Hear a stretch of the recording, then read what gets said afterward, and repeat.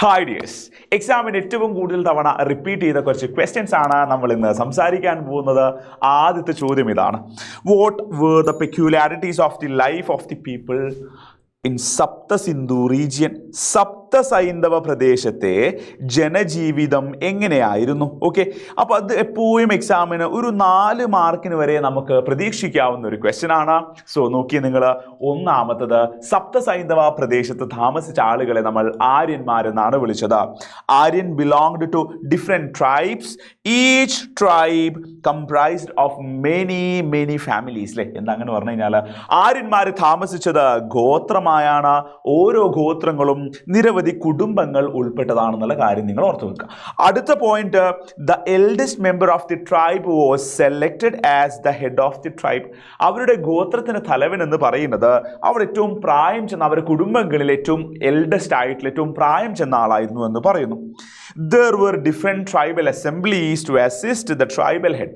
ഗോത്രത്തലവനെ സഹായിക്കാൻ ഒരുപാട് ആരുണ്ടായിരുന്നു എന്നാ പറയുന്നത്, അല്ലെ? ഒരുപാട് ആരുണ്ടായിരുന്നു എന്നാ പറയുന്നത്? അസിസ്റ്റ് ചെയ്യാൻ ഒരുപാട് ഗോത്ര അസംബ്ലികൾ അഥവാ ട്രൈബൽ അസംബ്ലികൾ ഉണ്ടായിരുന്നു എന്ന് പറയുന്നു. നോക്കിയേ നിങ്ങൾ, അത്തരത്തില് ട്രൈബൽ ഹെഡ് ഗോത്രത്തലവനെ സഹായിച്ചിരുന്ന അവിടുത്തെ അസംബ്ലികളാണ് സഭ, സമിതി, വിധാത എന്നിങ്ങനെ പറയുന്നത്. And the main occupation of the Aryans was കാറ്റിൽ റിയറിംഗ് ആൻഡ് ഫാമിംഗ്. ഈ ആര്യന്മാരുടെ സപ്തസിന്ധു പ്രദേശത്ത് താമസിക്കുന്ന ആര്യന്മാർ ഏറ്റവും പ്രധാനപ്പെട്ട ജോലി ഒന്ന് കാറ്റിൽ റിയറിംഗ് ആണ്, മൃഗങ്ങളെ ഇണക്കി വളർത്തലാണ്. ആൻഡ് അല്ലെങ്കിൽ മൃഗങ്ങളെ അല്ലെ കന്നുകാലി മേക്കലും ആൻഡ് ഫാമിംഗ് കൃഷിയുമാണ്. They fought battles for pastoral grounds and cattles. അവർ കാറ്റിൽസിലെ അതായത് ആനിമൽസ്, അത് ഈ പറയുന്ന പശു, ആട് പോലുള്ള കാറ്റിൽസിന് വേണ്ടിയിട്ടും കന്നുകാലികൾക്ക് വേണ്ടിയിട്ടും പാസ്റ്ററൽ ഗ്രൗണ്ട് മേച്ചിൽപ്പുറങ്ങൾക്ക് വേണ്ടിയിട്ടും നിരന്തരം കലഹിച്ചു കൊണ്ടേയിരുന്നു എന്നാണ് പറയുന്നത്. 2019 ചോദിച്ചിട്ടുണ്ട്, മറ്റു പല സമയങ്ങളിലും എക്സാമിന് റിപ്പീറ്റ് ചെയ്ത് ചോദിച്ച ചോദ്യമാണ്: Magadha was the most powerful among the mahajanapadas. മഹാജനപദങ്ങൾ ഏറ്റവും ശക്തമായത് മഗധയായിരുന്നു. What might be the reason for their supremacy? Magadha ഒരു പ്രധാനപ്പെട്ട ശക്തമായ ജനപദമായി മാറാനുള്ള കാരണം എന്താണ്? കാരണം number 1, rich deposit of iron ore enabled the making of weapon and equipments. അതായത് മഗധയിൽ ഇരുമ്പിന്റെ നിക്ഷേപം ഉണ്ടായിരുന്നു. ആ ഇരുമ്പിന്റെ നിക്ഷേപം കുഴിച്ചെടുത്തുകൊണ്ട് അത് എന്തിനു വേണ്ടി ഉപയോഗിച്ചു എന്നാ പറയുന്നത്?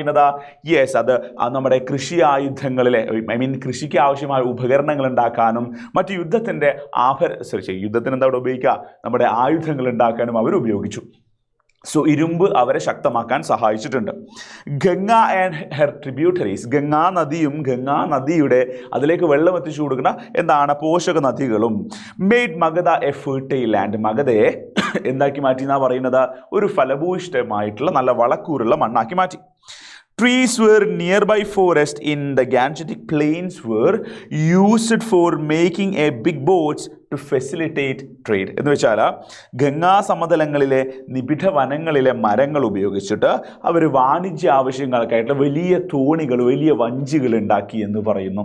കുറേ വലിയ കാടുകളുണ്ട്, ആ കാടുകളിൽ നിന്നും വൻ മരങ്ങൾ മുറിച്ച് അവർ തോണികൾ ഉണ്ടാക്കി എന്ന് പറയുന്നു. അടുത്തത്, made use of elephants in battles. ആനകളെ യുദ്ധത്തിന് വേണ്ടി ഉപയോഗിച്ചു. Progress in agriculture and commerce. വാണിജ്യ കാർഷിക പുരോഗതി അല്ലേ അതുണ്ടായിരുന്നു. നദീജല അല്ലേ എന്താണ് വാട്ടർ ട്രാൻസ്പോർട്ടേഷൻ, നദീജല ഗതാഗതം ഉണ്ടായിരുന്നു. Powerful kingship and highly efficient military. ശക്തരായ ഭരണാധികാരികളും സുശക്തമായ സൈന്യവും ഉണ്ടായിരുന്നു എന്നാണ് പറയുന്നത്. അടുത്ത point, what were about the contribution of Buddhism. ബുദ്ധമത സംഭാവനകൾ ഏതൊക്കെയെന്ന് വിശദീകരിക്കുക എന്നാണ് ചോദിച്ചത്. ഓക്കെ, നോക്കിയാൽ നിങ്ങൾ, The most important of the tenets was അഹിംസ. ബുദ്ധമതത്തിലെ ഏറ്റവും പ്രധാനപ്പെട്ട ആശയങ്ങൾ അഹിംസയായിരുന്നു. The administrative system of the Sanghas which were formed for spreading Buddhism helped the growth of democratic and value-oriented awareness in the society. ബുദ്ധമതം പ്രചരിപ്പിക്കാൻ ഉണ്ടാക്കിയിട്ടുള്ള ഗണസംഘം എന്ന് പറയുന്ന അല്ലെങ്കിൽ എന്താണ് സംഘം എന്ന് പറയുന്ന ആ ഒരു വിഭാഗം അല്ലെ, സംഘം എന്ന് പറയുന്ന ഒരു വിഭാഗം ഇന്ത്യയിൽ ഡെമോക്രസി, ജനാധിപത്യ വാല്യൂസ് അല്ലെങ്കിൽ ഡെമോക്രാറ്റിക് വാല്യൂസ്, ജനാധിപത്യ മൂല്യങ്ങൾ വളർത്താൻ സഹായിച്ചു. മെനി കേവ്സ്, ചൈത്യാസ്, വിഹാരാസ്, ബുദ്ധമത പ്രചാരണവുമായിട്ട് ഉണ്ടാക്കിയ ഗുഹകളുണ്ട് അല്ലെ, ചൈത്യങ്ങൾ, ക്ഷേത്രങ്ങളുണ്ട്, മൊനാസ്ട്രീസ്, ബുദ്ധമത വിഹാരങ്ങളുണ്ട്. ഇതൊക്കെ എന്തിനു കാരണമാണ്? ഇതൊക്കെ അവരുടെ കലാസൃഷ്ടിക്ക് ഉദാഹരണമാണ്. And Buddhism played a major role in promoting trade and cultural relation between India and neighbouring nations അല്ലെ, തൊട്ടടുത്ത രാജ്യങ്ങളുമായിട്ട് നല്ല ബന്ധം സൃഷ്ടിക്കാൻ, സാംസ്കാരിക കൈമാറ്റങ്ങൾക്ക്, അതുപോലെ തന്നെ കച്ചവടത്തെ കൂടുതൽ പ്രോത്സാഹിപ്പിക്കുകയും ചെയ്തത് ബുദ്ധമതമാണ്.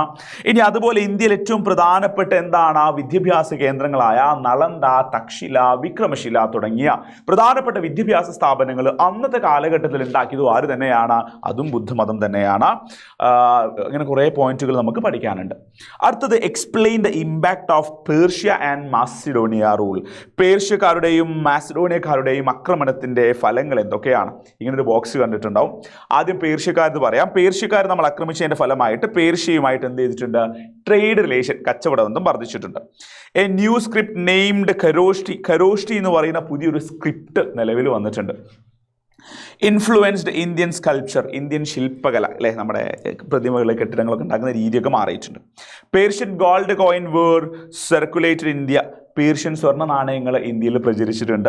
The philosophers and scholars in India got ample encouragement from Persian, പേർഷ്യക്കാരിൽ നിന്നും ഇന്ത്യയിലെ പണ്ഡിതന്മാർക്കും ചിന്തകന്മാർക്കും ഒരുപാട് പ്രോത്സാഹനം ലഭിച്ചു. മാസിഡോണിയ ആക്രമിച്ചതിന്റെ ഫലമായിട്ട് trade relation with Europe were strengthened, യൂറോപ്പുമായിട്ടുള്ള വ്യാപാര ബന്ധം മെച്ചപ്പെടാൻ കാരണമായത് മാസിഡോണിയ ഇന്ത്യ ആക്രമിച്ചതിന്റെ ഭാഗമായിട്ടാണ്. New trade route both land and sea developed, കരയിലും കടയിലുമായിട്ട് പുതിയ വാണിജ്യപാതകൾ വികസിച്ചിട്ടുണ്ട്.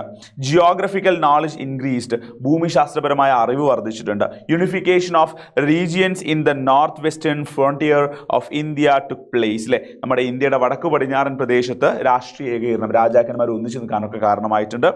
Greek architecture was introduced in India, Greek നിർമ്മാണ കലകൾ നമ്മുടെ ഇന്ത്യയിൽ പ്രചരിക്കാനും കാരണമായിട്ടുണ്ട്. ഈ പോയിന്റ് എന്ത് ചെയ്യണം? നിങ്ങൾ പഠിച്ചു വെക്കണം. സോ നമുക്ക് എന്ത് ചെയ്യാം? ഇത്തരത്തിലുള്ള പ്രധാനപ്പെട്ട ക്വസ്റ്റ്യൻസുമായിട്ട് ലൈവിൽ കാണാം. താൽക്കാലികമായിട്ട് അവസാനിപ്പിക്കുന്നു. Thank you.